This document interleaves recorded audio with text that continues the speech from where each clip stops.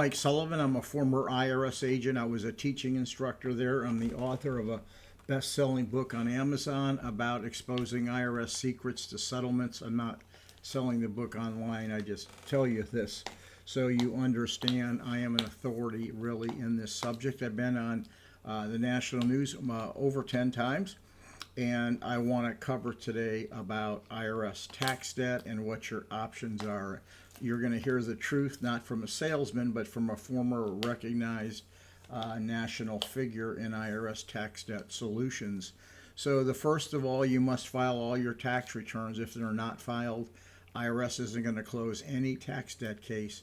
Rule 1, all tax returns must be filed. If you're self-employed, the agent must insist you making estimate payments, or they may say, hey, we're not setting your payment plan till we see that you can start making some estimate payments. If not, you're going to default a possible agreement.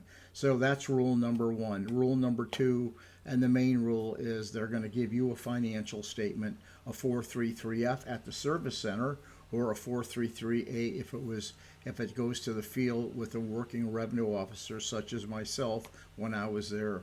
IRS will analyze that financial statement. I got many videos on what that analysis must be and what must show. But at the end of the day, IRS wants to know what your assets are and what your income and expenses are. And they're going to do a deep dive on those to find out if you can pay IRS some money or if you can pay it in full.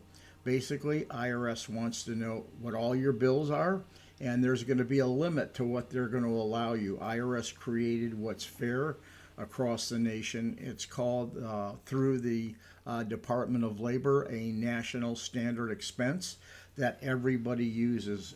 You can look in your county for what yours is. Google IRS national standard expenses and learn what those are going to be where you live.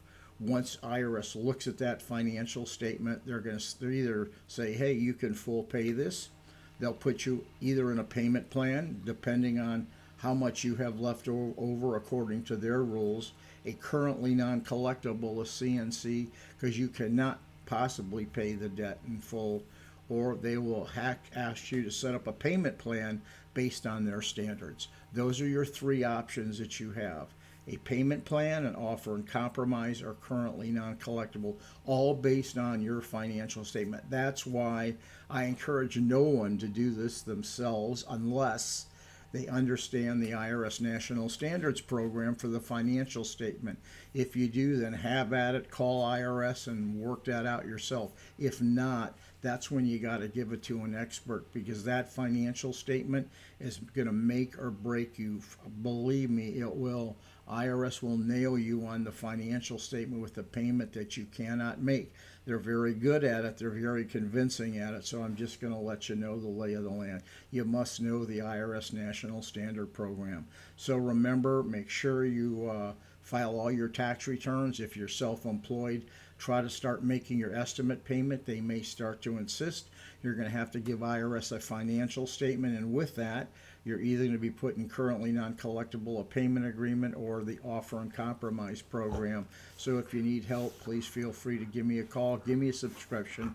I'm one of the national experts in the country. Thank you very much. I appreciate your time today.